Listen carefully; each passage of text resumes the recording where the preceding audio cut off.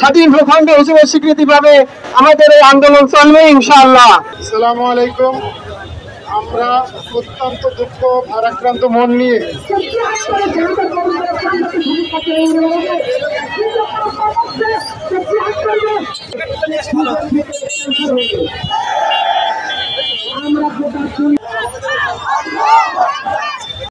ডাক দিয়েছে।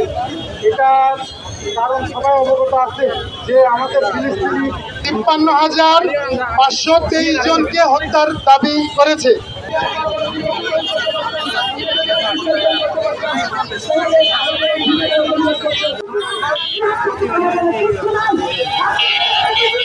আজকের বিকালে আরো প্রোগ্রাম আছে।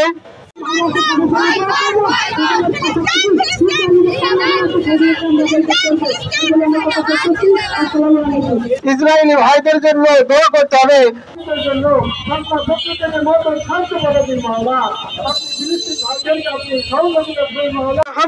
لنكونن من الخاسرين ربنا آتنا في الدنيا حسنة وفي الآخرة حسنة وقنا عذاب النار।